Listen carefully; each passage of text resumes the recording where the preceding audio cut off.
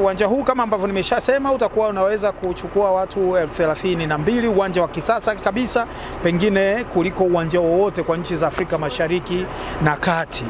Na utakapokamilika Juni 2026, uwanja huu utakuwa na muda wake wa kuishi miaka 130, lakini kutakuwa na marekebisho ya kila baada ya miaka 10, lakini kitu kimoja ambavyo labda vitakuwa na lifespan fupi tutahakikisha vinafanywa marekebisho kwa kadri ambavyo mkandarasi ameelekeza wakati wa kukabidhi uwanja. Ni kama ile ya Benjamin Mkapa ambapo ulikamilika 2007 na viti vyake vilitakiwa lifespan yake ishie 2014, vikae kwa miaka 7, lakini sasa hivi ndo tunavibadilisha.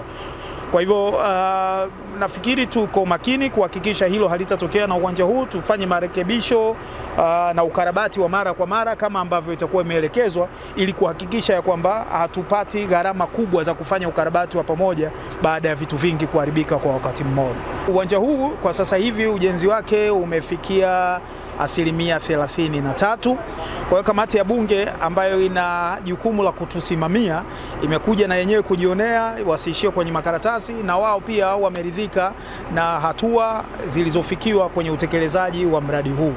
Tumewapitisha kwenye uwanja wakajionea, lakini tumekaa na tukafanya presentation ya nini ambacho kutafsiri kile ambacho wamekiona wakati wanatembelea mradi wa ujenzi.